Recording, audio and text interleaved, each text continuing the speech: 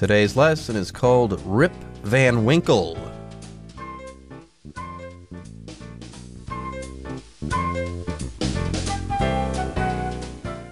Hello, everyone. My name is Jeff. My name is Roger, and today we've got kind of an old story to talk about. Maybe you've heard the story of Rip Van Winkle. It's a story about a fella, I guess, who falls asleep for maybe 20 years or something and wakes up to find that everything has changed. Yeah, he's going to fall asleep. Now, I don't want to give anything else away, but just let's say this. Over the course of the 2-day story, someone's going to fall asleep. They're going to take a nap, they think, and this nap is going to last a little bit longer than they had hoped it would. Well, that's up for debate one way or another. This is a famous American story written by one Washington Irving. Rip Van Winkle. It's a great story. If you do go to high school in the United States, I would say that there's a 99% chance that you'll end up reading this story in your American literature course. Yeah, I do remember this story from American literature. I'm not sure if we read the actual story or just a summary of the story, but, it might be kind of difficult for students of English as another language, so we're going to summarize the story here. Rip Van Winkle. So let's get to it. Let's summarize the story. We'll start with the first part in the first paragraph. Listen carefully. Rip Van Winkle. At the foot of the Catskill Mountains in New York lived a man named Rip Van Winkle. Everyone in his town loved him for his kind and gentle ways. Everyone but his wife, that is, for Rip was an idle man. He would happily help others while actively avoiding his own duties on his farm. His wife, Dame Van Winkle, could not bear his laziness and constantly nagged him to be more productive. 大家好，第一部分我们看到名词 laziness 指懒散、怠惰。例如 He didn't go to the gym out of pure laziness. 他没有去健身房纯粹是因为懒惰。另外补充一个反义名词 diligence D-I-L-I-G-E-N-C-E Diligence 指勤勉、勤奋，像是 With diligence and luck, one can expect success. 一个人能够勤奋又有运气，就很可能会成功。再来，我们看到单字 nag 这个字是动词，指唠叨、碎念、不断抱怨，像是 nag somebody to 加动词，表示唠叨要某人去做某事。例如 Daniel's wife nagged him to take out the trash. Daniel 的太太唠叨他，叫他把垃圾拿出去倒。另外，这个字的字尾加上 G-I-N-G 就成了形容词 nagging 指扰人的、唠叨的。举例来说 The tennis player had a nagging elbow injury. 那名网球员有个扰人的手肘旧伤。或是 Kevin always complains that he has a nagging wife.Kevin 总是抱怨他的太太很爱唠叨。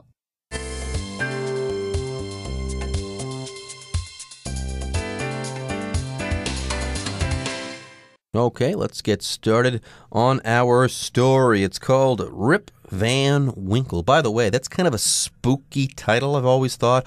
Rip Van Winkle. This person's name is Rip. Ooh, that sounds slightly spooky and maybe a little bit violent, but no. Rip Van Winkle, the story, is quite nice, and Rip Van Winkle, the man in this story, is quite nice as well. Anyways, let's get started. At the foot of the Catskill Mountains in New York lived a man named Rip Van Winkle. And yes, even though that word rip does kind of have a violent sound to it, or it might sound a little bit spooky, but yes, Rip Van Winkle, the person in this story, was not violent, not spooky, not scary at all. Apparently, everyone just loved this guy. Indeed. So at the foot of the Catskill Mountains, you could say in the foothills of the Catskill Mountains. And of course, we also need to let you know that there's more to New York than New York City. There's also New York State, which is quite large, and they do have a mountain range in New York State called the Catskill Mountains. So in the Catskill Mountains, at least at the foot of them, this guy, Rip Van Winkle, lived, and everyone in his town loved him for his kind and gentle ways. He was a mellow fellow. He liked to hang out and stuff like that. But That's everyone but his wife, that is. Everyone but his wife, that is. For Rip was an idle man. So if you have a contrast here, you can use this phrase, that is. Okay, so everyone loved him except for his wife, or everyone but his wife, that is. Yeah, you could say that is or I-E, and I believe that comes from the Latin id est. That is. Yeah, don't confuse I-E with E-G.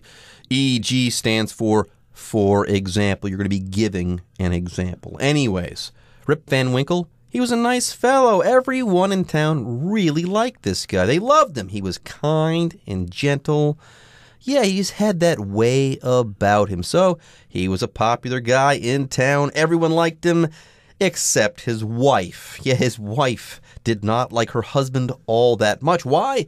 Because Rip was an idle man. Anyways, here we have this word idle. It's an adjective. Here's a good example sentence for this word idle. You'd say idle hands are the devil's plaything. I've heard that saying or some form of that saying throughout my entire life, i.e., if you're not putting your hands to good use, if you're not working hard, your hands are going to find a good way, or going to find a way, I should say, to get into trouble. Indeed, I think I heard that many years ago as well. And this word is similar in meaning to lazy, but not the same thing, okay? We can't call him a lazy man.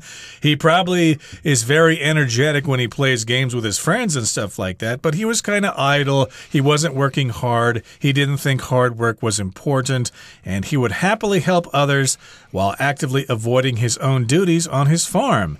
Maybe you know someone like that. They're really willing to help other people, but they don't really do their own work, and he was supposed to do stuff on his own farm, you know, feed the chickens or plow the fields and harvest the corn or whatever. He avoided his own duties. And your duties, of course, are the things you're supposed to do, like the things I just mentioned, planting the seeds, feeding the livestock, etc. There you go. Now, more on his wife, okay?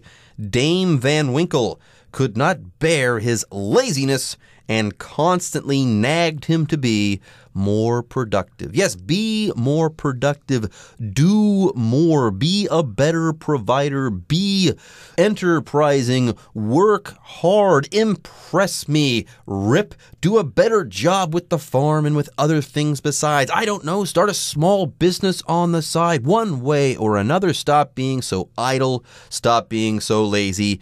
Be more productive. By the way, if you are productive, you produce a lot. Very often, if you come across an author and that author is being described as being prolific, they're not saying that that author was the best author of all time, but they're saying that that author wrote a lot. Indeed. So laziness, of course, is the noun form of the adjective lazy with that suffix ness. That often makes adjectives nouns like lazy, laziness, idle, idleness. You get the idea. So she was always nagging him about his laziness, about his idleness, and wanted him to be more productive. Yeah, plant those fields and sell the stuff in the market so we can make a lot of money and retire and live in Florida. Okay, that brings us to the end of the first paragraph. Let's move on now to the second one and find out what happens next. To avoid his wife's temper, Rip spent much of his time chatting with friends outside of a local inn. His wife eventually discovered him there and soundly scolded Rip in front of everyone. He took to strolling in the woods instead, so he could finally get some peace and quiet.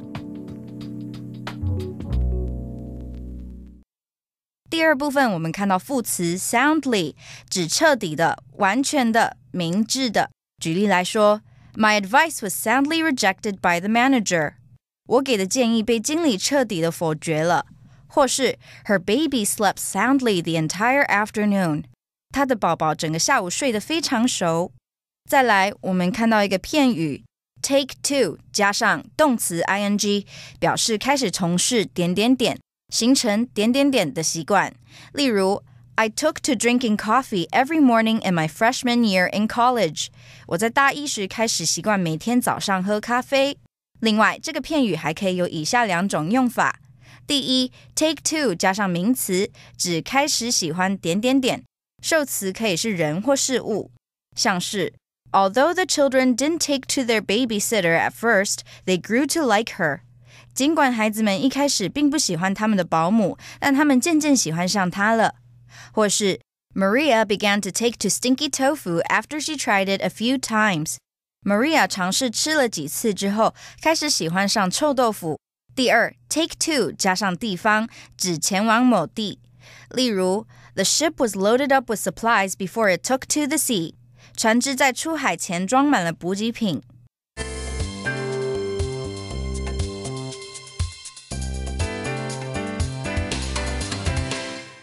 So there you go. We've got Rip Van Winkle. What a guy. Okay, he's an extremely lovable character. If you ask him, he'll help you out. He's a kind guy. He's a gentle guy. But he's also a lazy, lazy man. An idle, idle man. He doesn't like work and will avoid work whenever he can. Now, if you come to him and ask for help, he'd love to do something for you because he's a friendly guy. But let's say he's at home and he has to tend to his own chores and duties and stuff like that. Well, he'll just never get them done. He avoids work. He's idle. He's lazy. So for that reason, the only person in town who doesn't adore Rip Van Winkle is his wife. Yes, his wife, Dame Van Winkle, really wants him to be more productive, so she constantly nags him. She's angry at him all the time. She can't stand his laziness. So what does Rip do? Does he confront his wife? No! To avoid his wife's temper, Rip spent much of his time chatting with friends outside of a local inn. A local inn, a little motel or something like that. Maybe they have a restaurant and simple meals. So he hangs out there with his friends, hopefully so his wife won't find him. But, you know, wives aren't stupid. They know where their husbands go. So his wife eventually discovered him there and soundly scolded Rip in front of everyone. So eventually, after time, in the end, she found him. Oh, there you are. I've been looking all over for you. What are you doing here chatting with your friends when you're supposed to be working? So she soundly scolded him. Scold just means you basically yell at somebody and you're very mean to them. And soundly here just means thoroughly, 100%.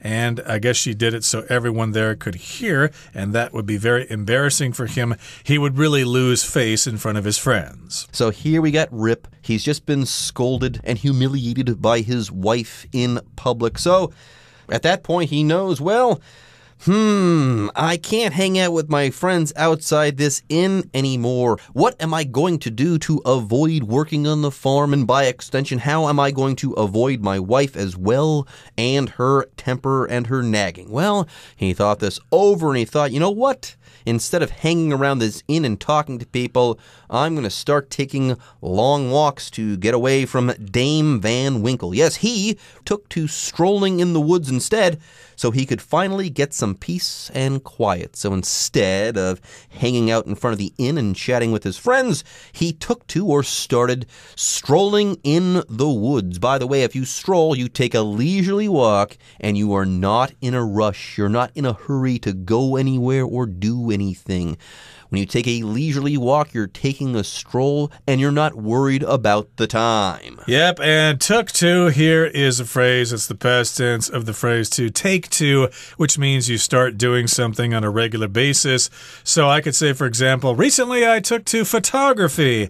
I've become interested in photography. I got a new camera. I've been taking pictures of birds and things like that. So yes, I've taken to photography, but here he took to strolling. He started strolling in the woods, and stroll, as you said, is a verb. It can also be a noun. Hey, let's go for a stroll. It's nice today.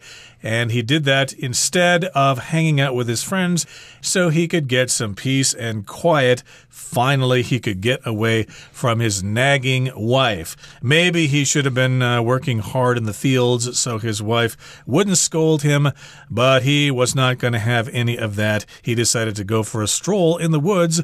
Who wouldn't want to do that? The woods can be peaceful and quiet. All right, folks, with that, it is time for us to take a short break, but don't go away. When we come back, we'll be wrapping up the first part of our story called Rip Van Winkle. One day, Rip wandered into the mountains farther than usual. As he sat to take a break and admire the view, he suddenly heard someone calling his name. Looking around, he caught sight of an oddly dressed man carrying a large keg. Though Rip was uneasy that the stranger knew his name, he rushed to shoulder the man's burden when the man indicated that he needed help.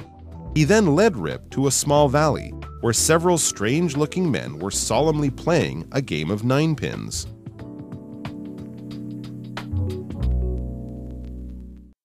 第三部分，我们看到一个单字 keg， 这个字是名词，指装啤酒或其他酒精饮料的小桶。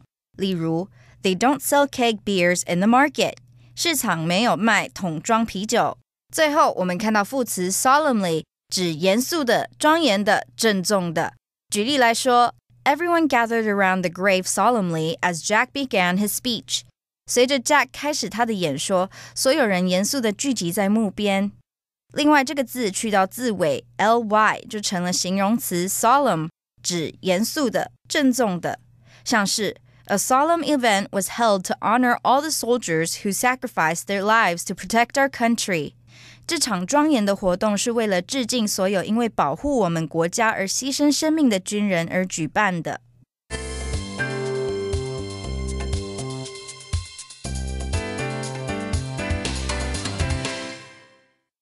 Okay, let's continue with our story. Now, basically, we've got Rip Van Winkle. He's kind of a mellow, kind of idle guy. His wife nags him. He likes to hang out with his friends and chat about things. But she found him and started scolding him in front of his friends. So he thought, I'm out of here. I'm getting out of this. So he took to strolling in the woods. So here, to continue in the third paragraph, it says, One day, Rip wandered into the mountains farther than usual. Now, he was strolling in the woods, but oftentimes the woods are in the mountains. So he was strolling into the mountains or into the woods, and he went a little farther than usual. Farther just talks about distance. How much farther is it to Jiayi than Zhanghua, for example?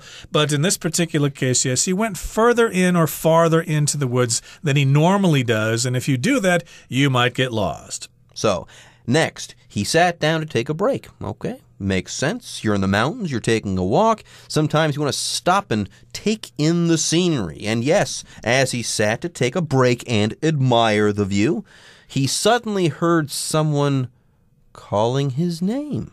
Interesting. Someone started calling his name. Now, looking around, he caught sight of an oddly dressed man carrying a large keg.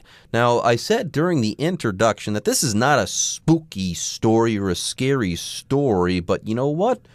Right now, what's happening is a little bit spooky. Not totally spooky, but hey, it's mysterious, and I want to know what's going on next or what's going to happen next. Yep, this person had a big keg, maybe a big barrel that we store wine in usually. And though Rip was uneasy that the stranger knew his name, he thought that was kind of unusual. He rushed to shoulder the man's burden when the man indicated that he needed help. So this man was carrying this large keg. It was probably heavy, full of beer or wine. Hey, help me with this, will you? So, well, I don't know you, but hey, it looks like you need some help. So he went there to shoulder his burden. If you shoulder someone's burden, basically, you help them, especially if they're doing something that is difficult. Yes, and this sounds like Rip. He won't fix up his own farm and do his own work, but if someone, even a perfect stranger that he just caught sight of, asks him for help, Rip is going to help out. Yes, by the way, if you catch sight of something, you see that thing, but not for a long time. You catch a glimpse of that thing, and you see it well enough to maybe recognize that thing, but you don't get a detailed view of that thing. That's what it means to catch sight of something. Anyways, more on this guy. He then led Rip to a small valley where several strange-looking men were solemnly playing a game of ninepins. Solemnly means seriously. They weren't joking. They weren't laughing. They weren't really having a great time, but they were still playing this game.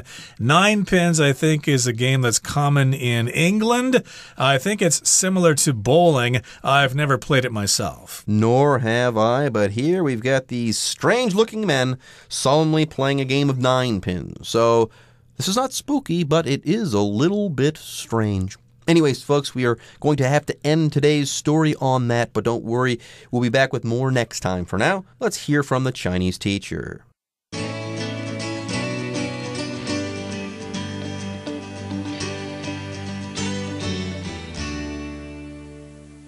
各位同学大家好，我是 Hanny。 我们来看今天的文法重点。在我们今天故事一开始提到说 At the foot of the Catskill Mountains in New York lived a man named Rip Van Winkle。 在纽约的卡兹基尔山山脚下住着一位名叫 Rip Van Winkle 的男子。那这边我们要介绍的是地方副词的倒装用法。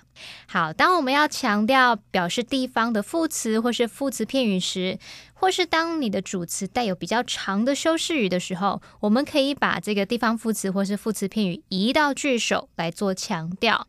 那这时候它后面的主词和动词就必须倒装。我们来看句型会更清楚哦。好，基本的直述句句型是主词加动词加地方副词或地方副词片语。那么倒装之后呢，它的句型是地方副词或地方副词片语加动词加主词，所以动词跑到主词前面咯。好，那这样的倒装句型里面，它的动词常常会用 be 动词或者是 come, go, sit, lie, stand, live 等等。那其中的 sit、lie 跟 stand 不是只说坐着、躺着、站着哦，而是只说位于哪里、坐落于哪里、哪里的意思。好，那我们来造个例句。The beautiful vase which she bought at a flea market sat on the table。 那只花瓶放在桌上，那是她在跳蚤市场买的。好，那我们这个句子的主词是 the beautiful vase， 后面用一个非限定用法的关系子句去帮它做补充说明，然后呢我们才接动词 sat 还有地方副词 on the table。好，那因为我们刚刚说主词后面有这个非限定用法的关系子句，有一个很长的修饰语，这样会让你的句子看起来好像主词很多字，会让它头重脚轻的感觉。那我们就可以把地方副词 on the table 移到句首，再把动词 sat 移到主词前面，那句子就会变成 on the table sat the beautiful vase，后面再接关系子句 which she bought at a flea market。 好，那回头来看课文的句子，它原本可以写作 A man named Rip Van Winkle lived at the foot of the Catskill Mountains in New York。 一位名叫 Rip Van Winkle 的男子住在纽约的卡兹基尔山山脚下。好，那他就是把地方副词片语 at the foot of the Catskill Mountains in New York 移到句首，再把动词 lift 移到主词和它的修饰语前面，就会变课文句子咯。好，那最后提醒同学们两个重点。首先是表示地方的介副词，像是 up, down, back, off, out,away 等等，也是适用这样的倒装句型。举例来说 We heard a noise in the bushes and out jumped a rabbit。 我们听到树丛里面有声音，接着就有一只兔子跳出来了。那后半句用到这个 out jumped a rabbit， 就是以介副词 out 为句首的倒装句。好，第二重点是当我们句型中的主词是代名词的时候，是不用倒装的。像 Here comes the bus， 公车来了，我们如果用代名词 it 来替换 the bus， 那这时候句子要写作 Here it comes。 有没有注意到这时候 comes 动词是摆在 it 主词的后面。好，那么以上是今天重点整理，我们回顾今天的单字吧。 Idle。The workers were idle while the equipment was being repaired. Nag. Erin's parents are always nagging her to keep her room neater. Productive. After a productive day at work, Calvin decided to reward himself with a nice dinner. Scold. Mr. O'Neill scolded his students for talking while he was explaining an assignment. Stroll. After eating dinner, Catherine usually strolls in the park for at least 30 minutes. Solemnly. The crowd listened solemnly to the President's Memorial Day speech.